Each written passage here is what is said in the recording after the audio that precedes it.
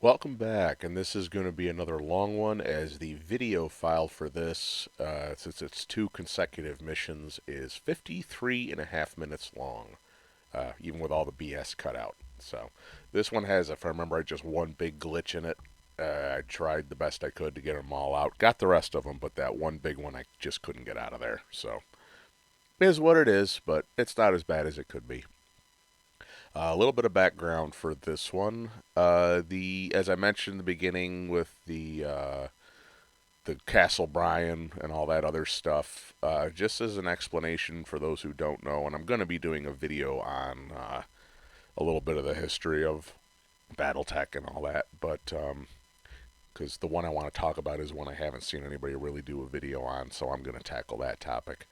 But the Star League is what came out of the age of expansion and colonization of what became known as the Inner Sphere. It had started out as the Terran hegemony alone, ruled by House Cameron. Over time, things evolved. Give me just a second. I gotta turn a fan on. It's very stuffy in this room. There we go. Over time, evolved into uh, basically the most powerful and stable of the great houses and states of the Inner Sphere. Eventually, they all unified into almost kind of like a space version of NATO or the Warsaw Pact, in that they were all independent states under one large umbrella, and there was a Star League Defense Force, the army of the Star League, and each of the states also had its own for its own defense and its own purposes, kind of thing. Pretty much the first thing the Star League did was go and try to conquer, quote unquote, bring into the fold the periphery states that had not joined right off the bat. And over the course of a 20, 30-year war, they did that. However, the periphery was never a happy member of the Star League. They wanted out. They wanted nothing to do with what the rest of humanity was up to. Basically, the case of the further you get from the center of power, the less you really care about the center of power. Just look at, the colonial breakdown in the late 18th, or I'm sorry, late 19th and 20th century. All these places that might have been settled by one of the great powers ended up not giving a fig about that great power and wanting to do their own thing. Basically, the same thing with the periphery. Eventually, things got bad enough that a periphery war that was engineered by Stefan Amaris, if you ever want to watch a good video on that, go to the Black Pants Legion on YouTube and watch the two-part documentary they do on the Amaris Civil War. It is very, very good. I will not even try to cover all of it here because Tex and Mike and them do a much better job with that than I could ever cover in a short little thing here. But suffice to say, because of that, the Star League collapsed, was destroyed. Eventually, the successor states, what we now call the successor states, began fighting over who would get to, quote unquote, be the new rulers of Star League, despite the fact that none of them would have followed anybody else. And that devolved into centuries long series of what is called succession wars. Everybody trying to succeed to be the next one to rule all of the Inner Sphere. In the time we're doing now in this game, when this game is set, we are just at the end of what was called the Third Succession War, which was almost like an interstellar version of the 100 Years' War, where it was a long, continuous war, but there were very long periods of not a lot of action, very low intensity conflict, and eventually everybody just agreed that enough was enough, and the war came to an end. This is before what leads into what is the more familiar BattleTech that many people are aware of and came into the game in, would be the Fourth Succession War, the War of 3039, the clan invasion, and all of that stuff. All of that comes after the time period we're in. So, anyway, having covered that, this mission, as I say, we go to a Castle Bryan. We get into it. after shenanigans are said and done, and the war widens, as you will see, which I'll talk a little bit about when we get to that point and explain what they're talking about and what is going on. So without further ado, after 5 minutes of babbling about backstory, let's go ahead and get this video started right now.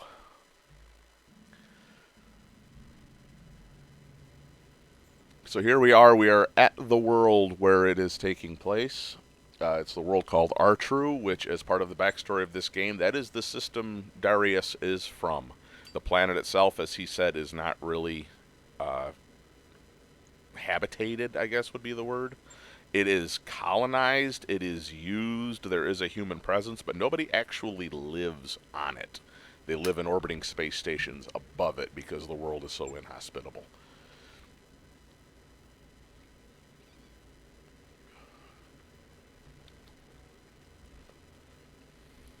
And I think on this one I go through the relatively quick dialogue options. I give it time for you to read it if you want to follow through, but I don't go through all the extra dialogue stuff. Here they're talking about how the mission is supposed to go. You're supposed to drop in, approach, make sure there's no defenses because Star League facilities were notorious for their automated defenses and everything. The Star League was drastically technologically advanced over where humanity is now. The course of those succession wars bludgeoned technology, infrastructure, and production to the point where, as I said in an earlier video, humanity basically regressed about 300 years in terms of technology instead of advancing. We're at the time where things are starting to get better. A lot of things are starting to be recovered, relearned, and improved. But at this point of the game, it is still relatively low tech compared to what came before and what will come later. You'll see the word lost tech pop up occasionally. What they're referring to is things that are like Star League or even earlier vintage that they either no longer have the capacity to produce, or people have forgotten that it even existed. Occasionally technologies and weapons and things will be rediscovered, or somebody will find a reference to it somewhere and no one even knows what it's really talking about because it is so long since forgotten that people have basically, for all intents and purposes, it never existed unless it gets rediscovered. So here we are, we've dropped on the planet. You notice this, it looks like somebody had at one point tried to set up a mining facility not far from it, because that's what this looks like is what is here. This could all be part of the Castle Bryan. I'm not sure, because until you get up to where that is that they just are showing right now, that's the access to the Castle Bryan. So this out here might be part of the facility. It might not. They don't say. However, looking at how old it is, I would say it likely is. But then again, with the weather and climate on this planet, who knows? Okay, and now's where things start to go sideways, as they always inevitably do in these missions.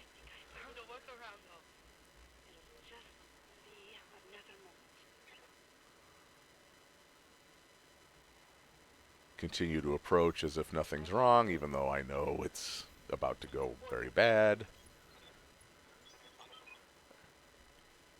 Whenever a technician says, hang on, I'm going to try something, it never goes well. Same with mechanics.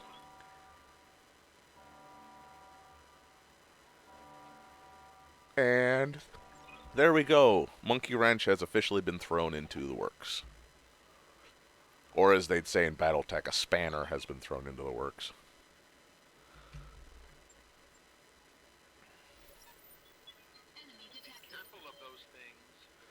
Also, I don't know if it'll get picked up by my microphone in the background noise, but here in upstate New York right now, we are getting one hell of a lot of wind and rain that's going to be turning over to snow later.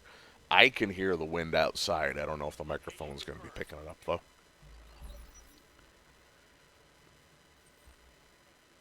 Alright, so basically right now you have to take out these drones to get to the next stage of the mission. Thankfully, I get through these pretty well. It's the next wave of them that starts to cause problems. And I'm just going with the initial plan of advancing onto that position. So, figure that's what the last thing we were told to do, that's what I'm doing.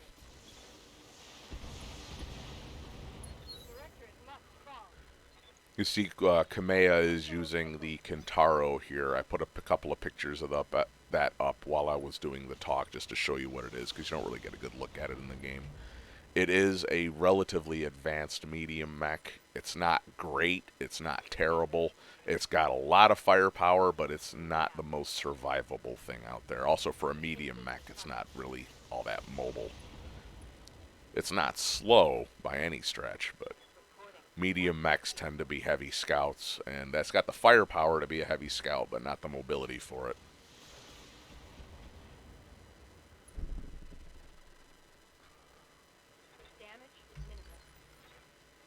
Because I had to use her in my lance, I'm only running the Marauder, the Maul, or Warhammer, and the Archer.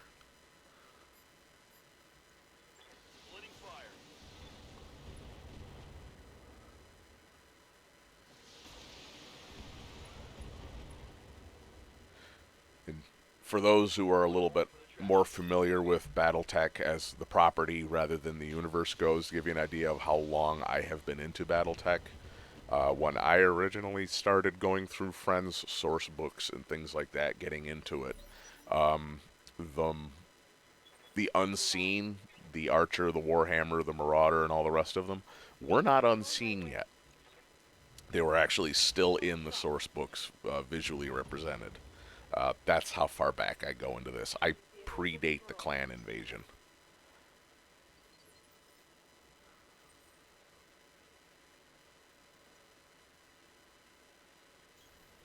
I've gotten in and out of BattleTech so many times over the years, I've lost track of how many times I've walked away from it and then come back to it.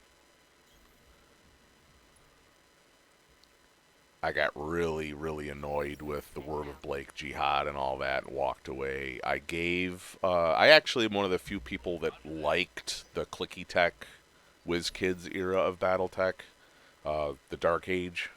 I actually liked that kind of game. I got out of it not because I didn't like it, but because where I lived, nobody played it. I had several $100s worth of miniatures and sets and everything else for it. And other than one or two friends I got to play with me once in a while, no one played it.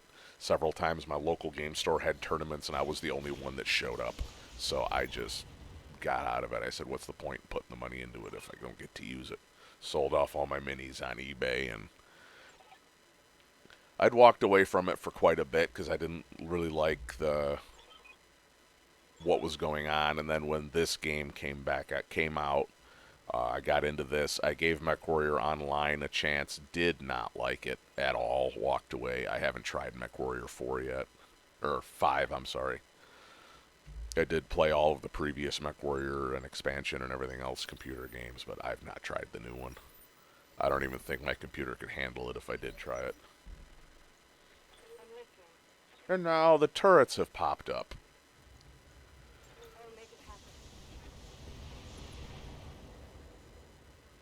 I have had times that I have played this mission where I've only had one mech left standing at the end. Again, like with the last one, sometimes you just get very, very bad dice rolls. I've had times where I'm not able to take the turrets out quick enough and they absolutely rip me apart. It's all a question of what you're capable of doing and what the dice decide goes on. I left Behemoth out there by herself. If you're wondering why she's sitting out there hung out to dry, you had to destroy all of those vehicles. And the way the AI in this game is, if you advance too far away from them, they stop coming after you, and you just sit there turn after turn after turn waiting, and this mission doesn't advance. I had to leave somebody out there to be able to draw them in and advance the mission, but her Warhammer being one of the more powerful, B not prone to overheating the way I have it set up. And C, with the exception of the SRMs, not reliant on ammunition, I decided to leave her out there to make a slow withdrawal and draw the vehicles in so that we can advance the plot here. She pays for it. She does get injured. She doesn't get killed, but she's out of action for quite a while.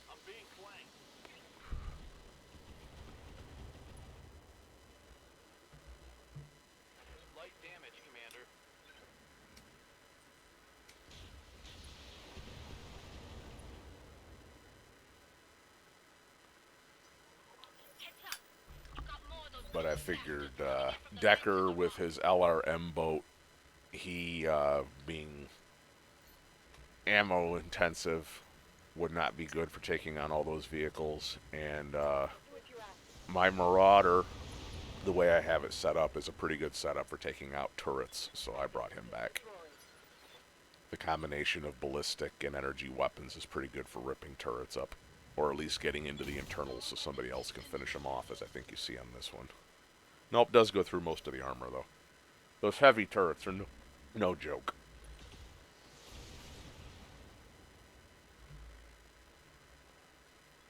Can't take much more of this. Standing by. Yeah, you'll see what I do with her is I move her far enough back that she can still face the threat and keep fighting, but I'm trying to move her back to where she's not exposed to everything. However, all of these vehicles have LRMs, so they keep pummeling her despite my best efforts.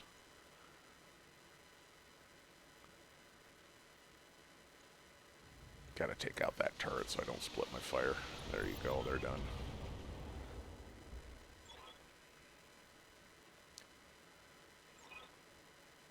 You notice in this one the way it's set up, every time you complete an objective it updates you a little bit on what's going on with these little dialogues. The downside to that being if you're not able to advance it, you just keep doing turn after turn after turn after turn with nothing happening. Now I'm at the point where I just need to stay alive, so. But taking out that first wave of vehicles and then taking out the turrets are the mission triggers. So if you're not able to do those, nothing advances and you just keep taking damage and eventually get killed. I think now that I've taken those out, I try to move up support for Behemoth, but I don't get it up there in time. If I remember right, I did this a few days ago. Basically, the way my computer runs it, I run the mission and then spend an entire day having to go through and edit and render and re-edit and re-render and re-edit and re-render this video into something usable, and then finally do the narration, final rendering, and uploading on the third day. So we will see.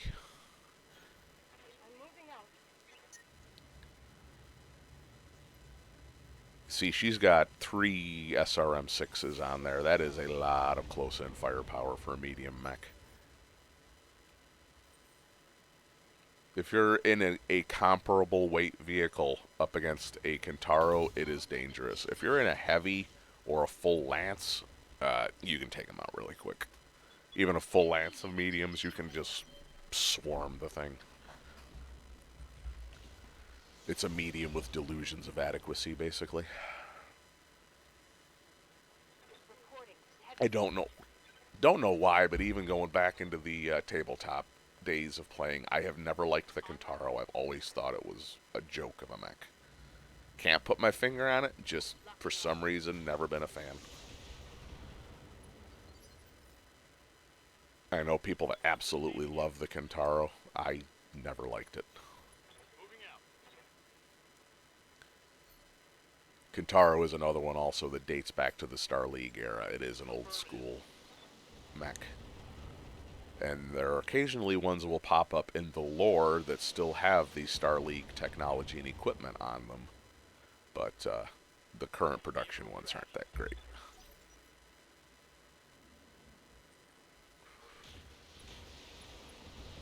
I also had friends back in the day that when I was in high school and after that had a band called Kintaro. I don't know where they came up with the name because none of them played BattleTech, but whatever.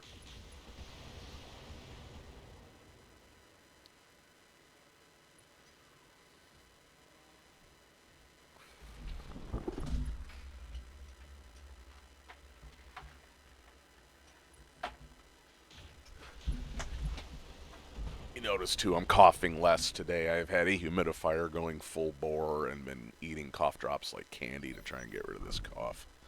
It might pop up again at some point while I'm recording this, but today's been a pretty good day. My sinuses, however, are still awful, as I'm sure you can hear in my voice.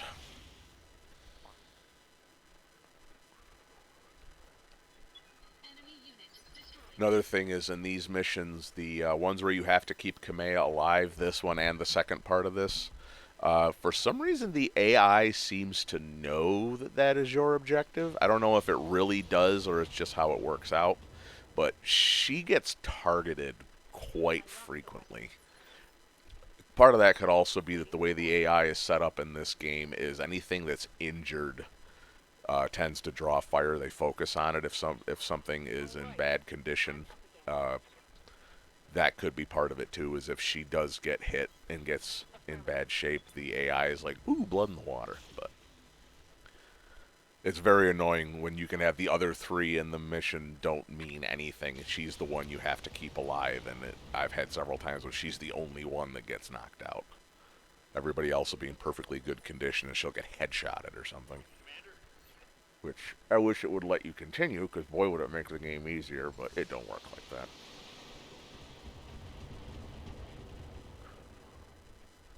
Yeah. Now I'm just trying to stay alive. This is the stage coming up here where I lose Behemoth. As I say, she does get badly injured, but not killed. I believe after this mission, it's 55 days in the hospital for her. Got it. Samire, broadcast this now. On it. You also see they mention the, you don't see it on here, but this being a much larger complex, when the AI is active, these are defended by anti-aircraft batteries and everything else to keep anybody from getting into them, which is, as it mentions in the dialogue, and it's going to show again, because for some reason it repeats that entire section of dialogue, is Sumire wants to come in and extract you, but she's reminded that this being a Star League defense facility, the anti-aircraft will rip the Leopard apart if she gets anywhere close to it, so you have to get in there. Good to go. If anybody's wondering why you don't just have the option to say screw this and leave, that's how they cover it in-game. The real reason is because that's the way the plot is set up. You have to get in here for this. It's a part of the plot progression, but in universe, realistically, you can't be extracted from this.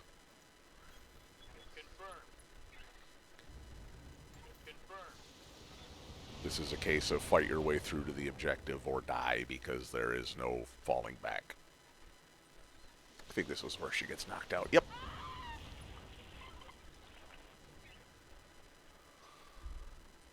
Thankfully, the Warhammer is quite rugged, so she survives.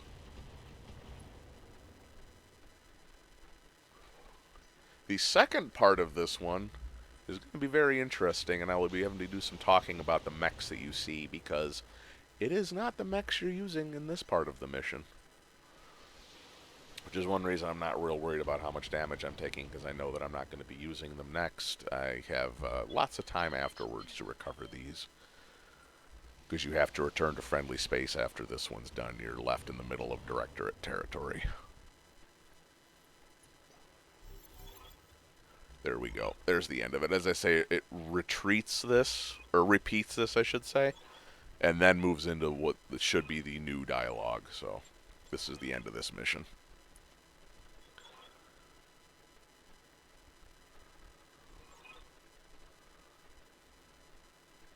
Basically, she's saying while she was trying to find a workaround for the locks, when she got into the computer, she opened something she shouldn't have. And the combination of the Argo being a Star League vintage vehicle and trying to access a Star League computer almost caused a catastrophic systems failure of the Argo. So, yeah.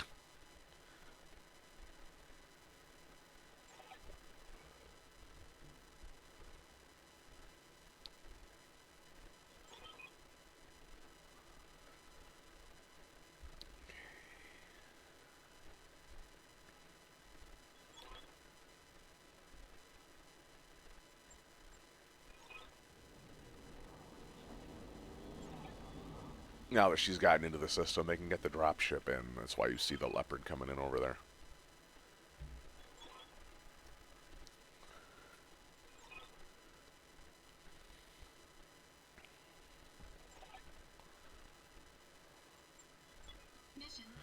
Sorry if there's a slight glitch in the audio there. I had to pause for just a second and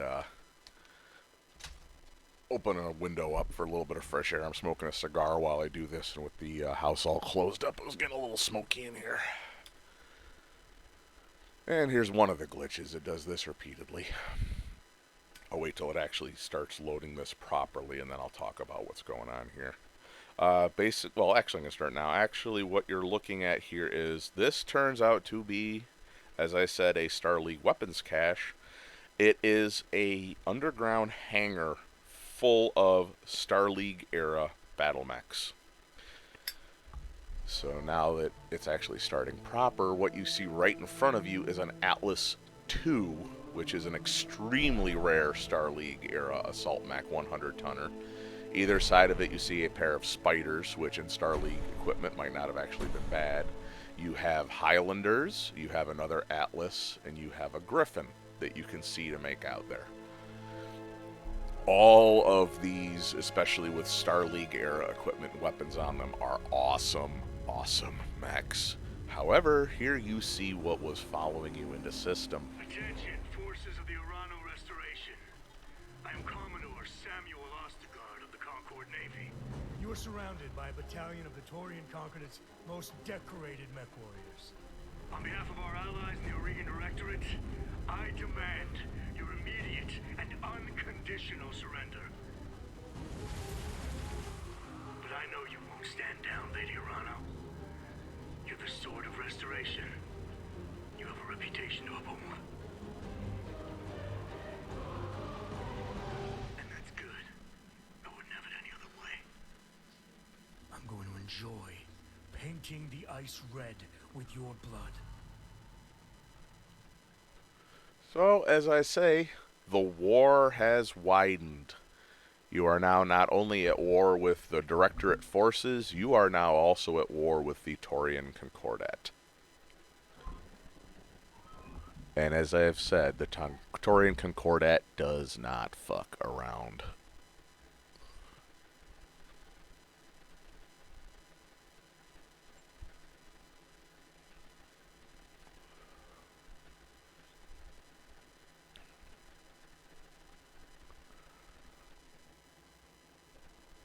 She mentions there, we're on our way to the surface with a few of the mechs that Yang was able to get running.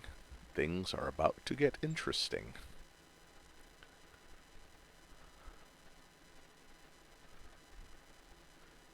Of course, me being a veteran, I point out those recon mechs are just the start. It's going to get worse.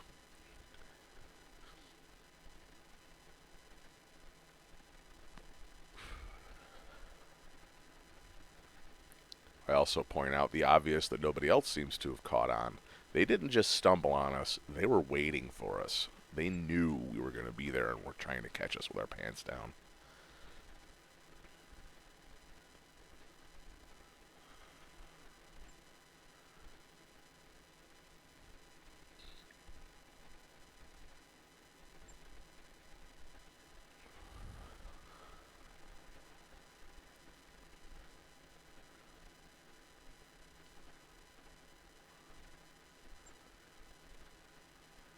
She also points out we cannot get the Leopard down there after you've gotten back up and extracted, because the way the computer is, once the Leopard docked, the docking clamps locked in place and you can't get the ship disengaged.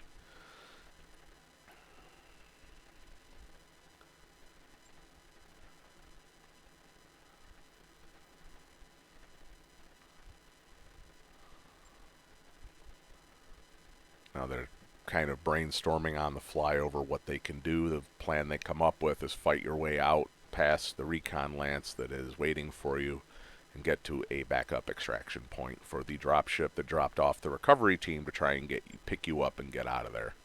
It's been sitting powered down off site, so they're hoping the Taurians aren't aware that it's there.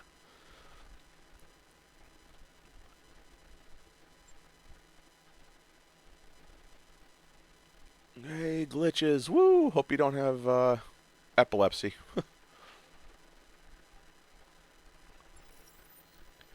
And now we are piloting an Atlas II Star League Vintage, a Highlander B Star League Vintage, a Black Knight Star League Vintage Heavy Mech, and a Star League Vintage Griffin, which has an extra SRM launcher on it. Somebody gonna get a hurt real bad.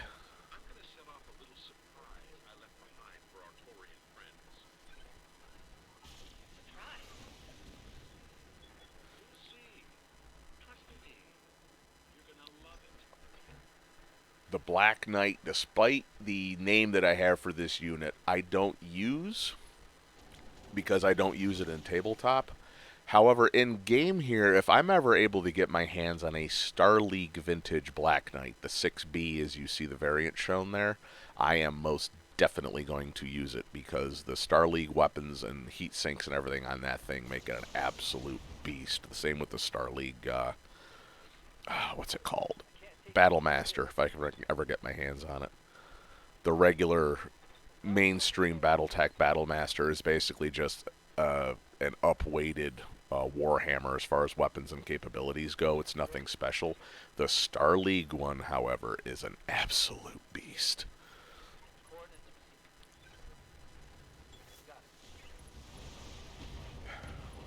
That Griffin hits hard. It's got an ER PPC and a pair of SRM 6s. So if you get to where you're in the weapons bracket for all weapons to fire against something of equal or lesser weight, it is a beast, as you just saw what it did to that commando. The Highlander is equipped with a Gauss rifle, which is in-universe equivalent of what we nowadays call a railgun. Magnetically accelerated. The way it's described in the fluff, the fiction of the game, is it is a magnetically fired nickel steel slug that gets up to hypersonic velocities and is about the size of a watermelon. So just imagine something about Mach 5 or Mach 6 made of heavy, dense metal slamming into something. Yeah, it's a beast. It's also jump jet equipped, which you'll see at the end of this. I do a little maneuver referred to as a Highlander burial, and you can probably figure out what that one is, but I'll point it out when I do it later on. If you do know what that is, something to look forward to. Okay, here's the Highlander. Trying to figure out where I have the best range and opportunity to put the herd out here.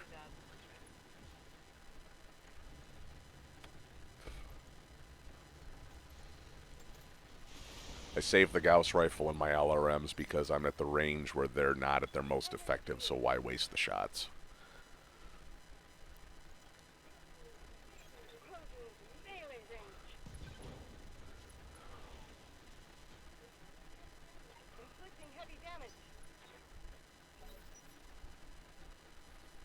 The Atlas, if you're not familiar with BattleTech that I mentioned with reverence and awe, the Atlas is a 100-ton assault mech, which, with a very few exceptions, carries the most armor of any mech in the game, and also has weapons that are a mix of everything from extreme long range to minimum range, including an AC-20. So it is able to take one hell of a beating and able to dish out a lot of hurt in a hurry. This one, being the Star League Vintage one, has Star League era weaponry, and the DHT, which is the Atlas II, I believe carries additional armor and heat sinks, allowing it to stay in the fight longer. It doesn't have more firepower, it has more staying power. The Atlas was designed by Alexander Kerensky, who was the commanding general of the SLDF at the end of the Star League era. It is basically meant to just be an absolutely intimidating and overpowering command mech. And it also, he deliberately designed it with the head to look like a giant grinning skull to add to the intimidation factor of an already intimidating 100-ton assault mech.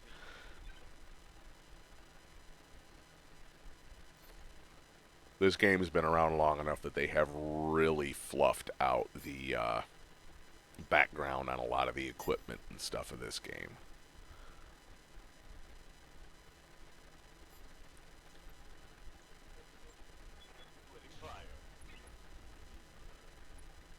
Like every mech basically has a backstory as to where it came from, even if it's minimal, just so there is a little bit of in-universe lore to things. I think it makes things much more interesting and enjoyable, so I love that stuff in BattleTech. Just about everything in BattleTech has a backstory and reason for its existence. It's not just there. I love that stuff. Engaging jump jet. I'm gonna go for your back, meats. Boom, Gauss rifle. There goes the torso, every other weapon, there goes the rest of the mech. That one's gone.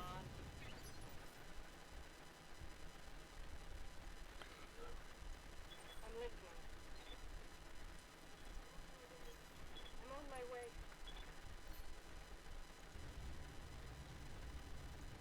Administering justice. And bye-bye Shadowhawk. Target eliminated. Oh yeah, the sky is really opened up if you can hear it. It is pouring here right now. And later on this is supposed to turn over to snow. Wonderful. We just finally melted all the 1.5 to 2 feet of snow we got a couple of weekends ago here. I'm not near Buffalo. I'm in a different part of New York, but that same snowstorm that Buffalo got dumped on around Thanksgiving hit us here. We got quite a bit of lake effect. I don't mind the cold, but I hate snow. However, I've lived in other parts of the country, and I'll deal with the snow to be in New York. Thank you very much. I don't like some of the other areas of this country very much.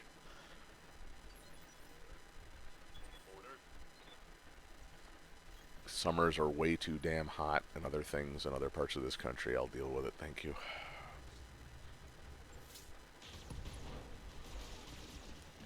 Yeah, that Black Knight's a beast. The Black Knight is another one that dates back to the early Star League era. It is almost entirely, I think a few variations of it do have other weapons, but pretty much every setup of the Black Knight in game is nothing but energy weapons. It is made to be a long campaign mech. It's not made for, you know, raiding and things like that. It's made for being functional in the field for a very long time. No ammunition requirements.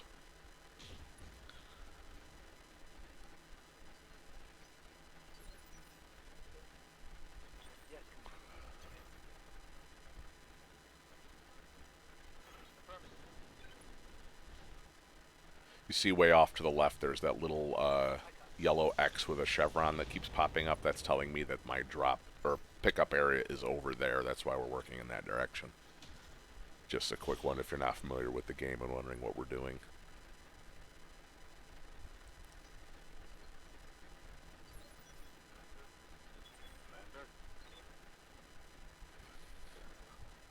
This is also one, just so you know, if you're playing this, you don't really need, other than Kamea surviving it, this is one where you don't have to worry about all the mech warriors and mechs, trying to keep them alive and the mechs intact, because you never see these mech warriors again, and you don't get to keep these mechs when the mission is done. So it doesn't matter what kind of condition. As if Kamea limps in with all her weapons shot away and one leg left at the end of the mission, it doesn't matter. Whether everybody survives or nobody else does, the end of the mission is the same thing. So this is one where you don't really have to worry about trying to survive and make it through.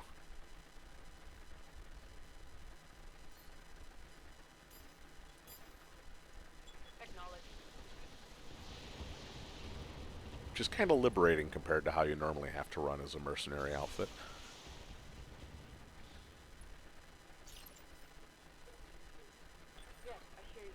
You also, as this goes, you will have dialogue that pops up that's going on over comms that kind of explains a little bit of what's going on, why the Taurians are involved in this, and why Ostergaard hates you so damn much. I won't get ahead of it, and I'll let that unveil as it goes here. I mean, if you know anything about BattleTech or you know are a veteran of sci-fi game and movie universes, it's pretty predictable. But I'll still let it unfold as it goes. I won't spoil the quote-unquote surprise. For the Oregon people. Receive.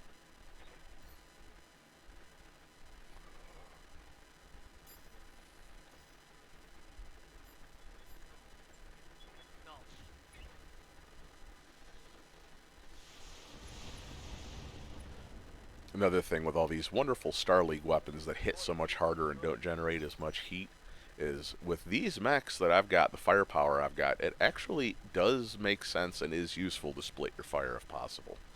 Because you don't need everything you're packing to take out another mech. You can split up, knock things over, do damage. It works out quite well. What's up, boss?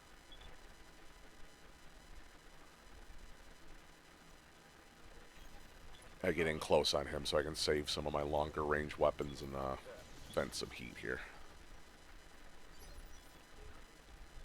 Yeah? Again, turn off the long range stuff because you're not at optimal range for it, so why waste the shots? There we go. That is 2 lances you've just taken out for almost no real damage taken. Orders. Sorry, jumped it.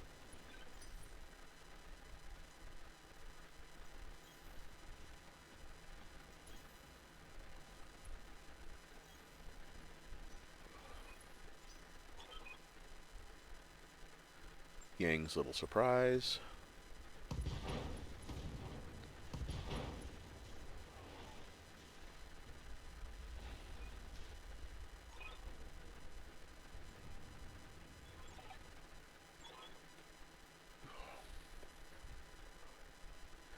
It might seem kind of senseless if you don't know the BattleTech universe, but basically all of the stuff that's in there, if the Torians or the Directorate got a hold of it, game over.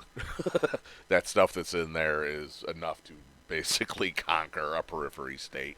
So, especially with the technology base as it is now, this really is a case of if you can't have it, nobody can have it because otherwise you're screwed.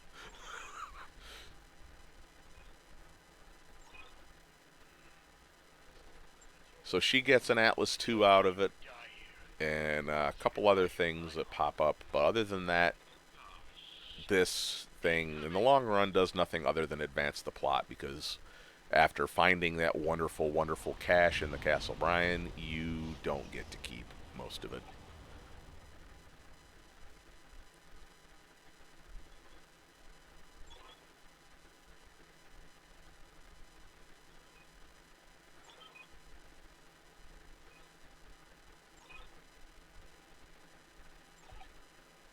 As you just see the mention, this comes back to the new Grange that you took out.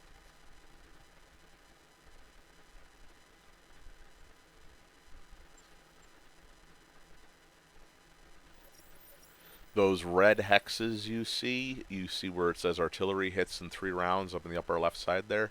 That is telling you as far as the computer is able to estimate where the incoming artillery is targeted. If you want to look at it as a real world, basically your computer, that is the in-game computer here, has registered that artillery fire has been sent, and the ballistic trajectory it is predicting that's roughly where it's going to land.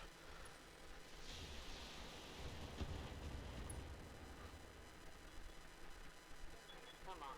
Send me a real mech warrior. And if the computer technology of this seems advanced, the Star League era was toying with non-sentient AI.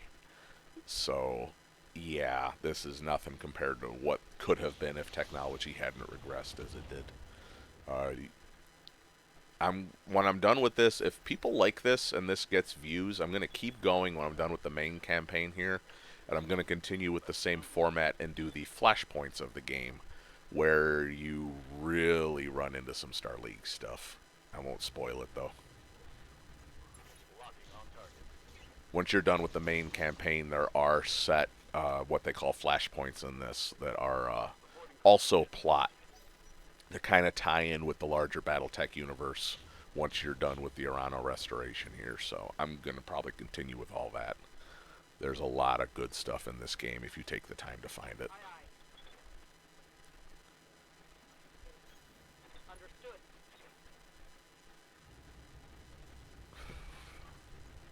Aye, aye. Engaging target. Bye-bye, Vindicator.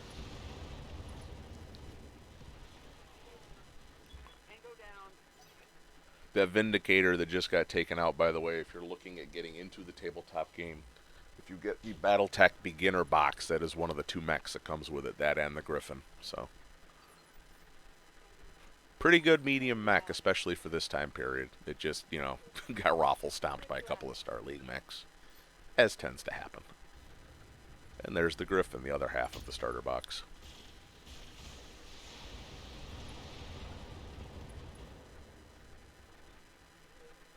Pierce through the armor.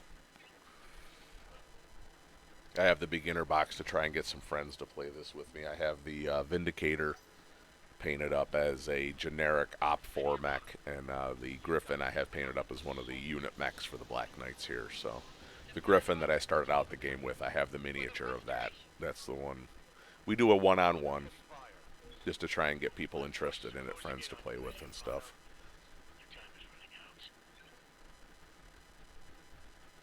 I'd like to get some friends into the tabletop game with the miniatures and stuff, but that's one of those that doesn't really appeal to everybody. So give them a chance to play it. If they like it, great. If not, at least they tried.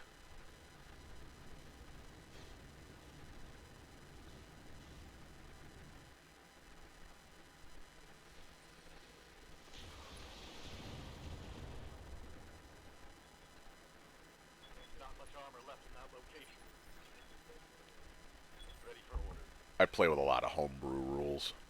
I basically do a slightly more intensive version of the what do you want to call it? Alpha Strike version of this game. Alpha Strike dumbs it down and makes it quicker. I don't play it quite to that level, but I do streamline the rules when I play this.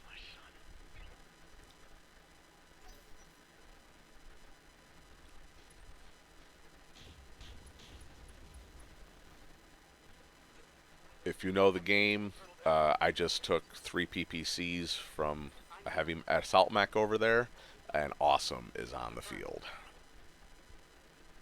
And there's a Zeus, which is one of my favorite assault mechs. It's not great, but I love the Lyrans and House Steiner, and that's their favorite assault mech, so I have a soft spot for the Zeus.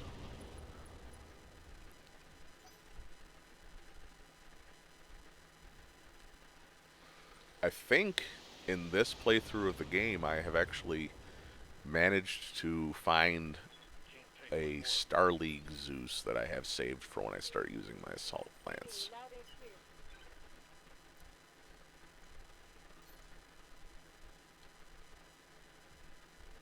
Don't remember for sure though, because this one, a couple of them I've picked up in the store for future use when I found them. That I don't remember for sure, because once I get them, I just leave them sitting there until I need them.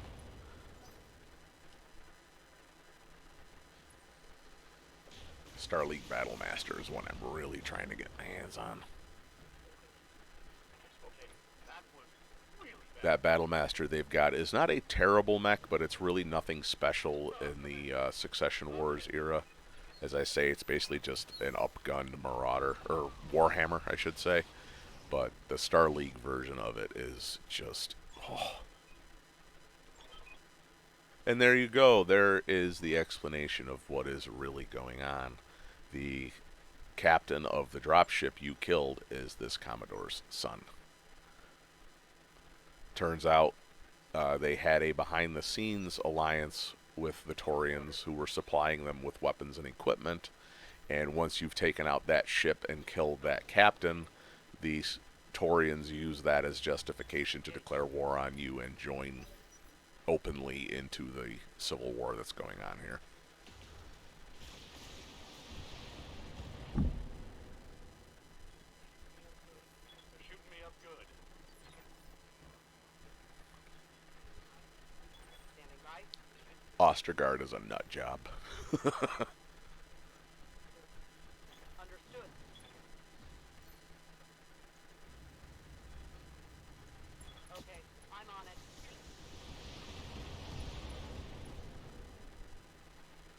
Zeus just lost its autocannon. And you just lost the Black Knight.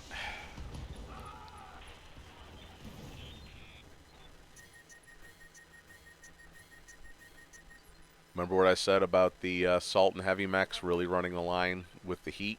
That Battlemaster just overheated itself, taking you out. Which means it's out of action for the next turn, too, because it takes a turn to power up. So focus on the other assault mechs.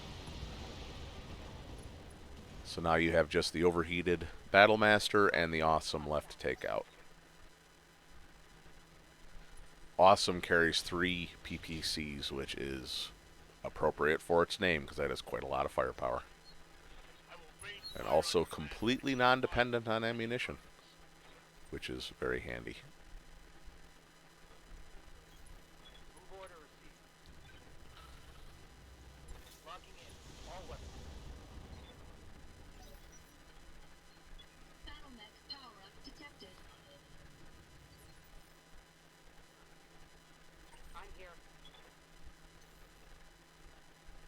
When I'm doing the end of this, when we get past the end of the video, I'll put up a couple of artworks of the mechs that you saw in this, the Battlemaster and the Awesome and stuff, just to show you a little bit better than what you see here in the game, what they are.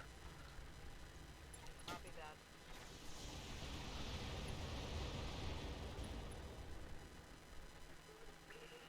Scored a critical hit.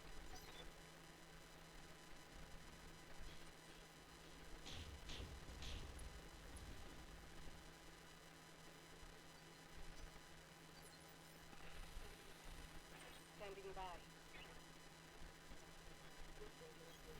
Location confirmed. Hit him with my LRMs, put everything else into the Battlemaster. Engaging multiple targets.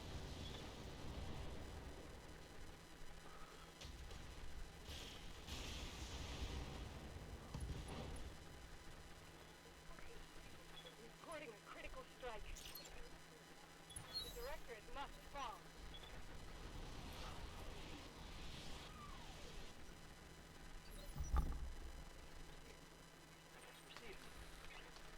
Yep. This is what is known as a death from above attack. I hit him with my jump jets. Jump jet land right on top of him. What I'm trying to do is knock him over. I don't think it succeeds. Yes, it did. Okay.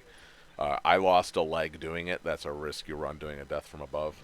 But with his stability being as high, instability I should say, as it was, I decided to take the chance to knock him over and make him more vulnerable to being finished off. Because I knew I couldn't finish him off with the Griffin, but I could. It turns out didn't really hold, but it was worth a shot.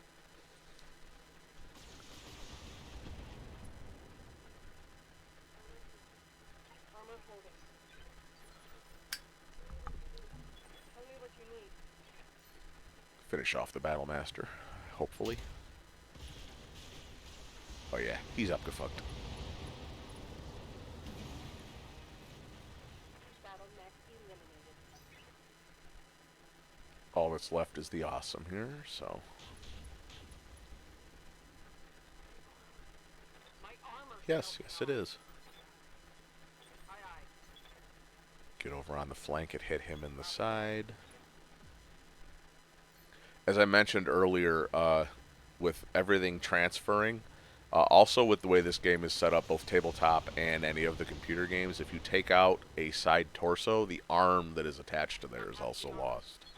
So if you can a called shot into somebody's side torso, like here with the Awesome, like it's the other side, the side the Griffin's on, but hypothetically, if I'm able to put a shot into, say, his right torso, with the weapons loadout he has, that takes out both of the PPCs on that side, one in the arm and one in the torso. So knowing things like the loadouts of the mechs and things like that can come in very, very handy when trying to combat them, because you can, basically disarm them before you finish them off if you're not able to kill them outright. You have my attention. As you see there with the arcs I looked at, and it was inside of effective weapons range for her, so I didn't move her. There he goes. He's lost his left torso, so he lost one of his 3 PPCs, but he also opens up the center torso that we hit. However, Highlander burial time. Boom. When you do a death from above with the Highlander assault mech is what is in-game referred to as a Highlander burial. And there we go. This mission's done. I just got to get everybody into the extraction point, and we're good to go. That's actually one of the best runs I've had of this mission. All I lost was the Black Knight. I've had times when Kamea is the only one left limping, trying to get past the defenders into the extraction zone. So, here we go. The wonderful glitch I couldn't get rid of. I tried like hell to get rid of this. Same as the last time, edited, re-rendered, it wouldn't go away, so it's just there.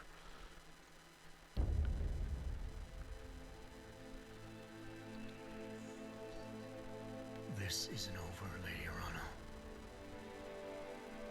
I think this is actually the least glitchy of the times I tried it.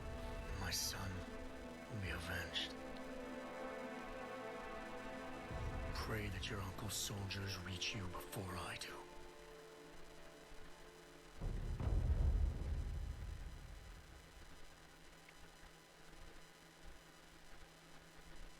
Now we get into the post mission.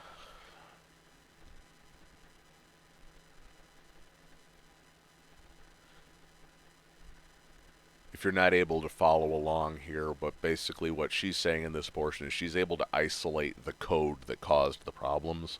She's locked it into secondary storage on the Argo and sequestered it so that you can't accidentally get into it. And she's warning everybody, do not go into that archive just to be safe, because no, it's all locked away now.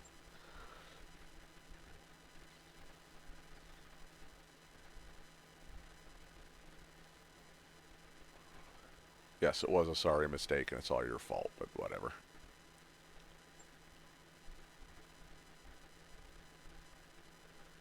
I don't bother with the extra dialogue in this one, if I remember right. I just basically say, okay, you heard her, hands off, moving on.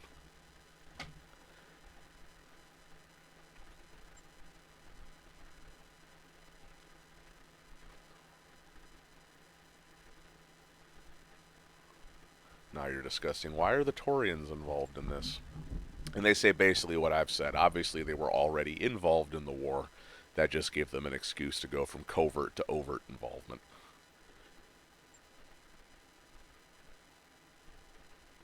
And she's smart enough to realize that that puts them in one hell of a bad situation. At least she's smart enough to realize that.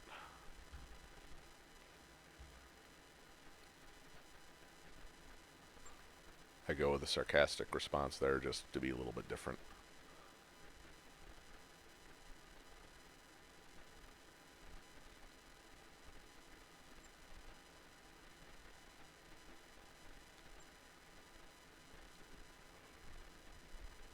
There we go, end of this. You do get to keep the Highlander, so that is now added to my stable of mechs. So there we go, the end of that. The end of the little grave robbing bit. She points out you're deep in Directorate space. You need to get the hell out of there. And a little glitch at the end. I did manage to salvage a Jenner out of it. So there we go. That's the end of that. So as I said, that is a interesting mission there. The follow-up of this, you have to get your way back in. If I remember right, I have to run a whole bunch of non-campaign missions to trigger the next one, which is a little meeting you have. So I'll make sure that I have the meeting. That will be a very short one, or I might do it as a prequel to a regular campaign mission, even though there will be a gap. Because if I remember right, the entire campaign mission of that one consists of just getting together and talking about your options. So, but there you go. We have now advanced the story quite well along. The war has expanded. It is now a full-on interstellar war. Not only the Civil War, but now the involvement of the Taurian Concordat. So, yeah, things get very, very interesting. From here on out, you're fighting the Taurians, who are a much more dangerous opponent than just the Directorate on its own. So, yeah, things are getting ugly. So, thanks for watching this one, as always. Don't know how long it'll be till the next one, because I've got some gameplay to go before I even get to the campaign missions I have to do, so it might be a bit. Probably within a week I'll have the next one out, because it's not going to be that long. But just it's not going to be a couple of days like it's been between these last couple of ones. I've been trying to churn them out as quick as I can here. I don't want too much of a gap in this. I noticed some of them have been getting more views than I expected, so if people actually want to watch these, I want to have content for them to see. So, as always, thanks for watching, stay safe, and we will see you on the next one. Later.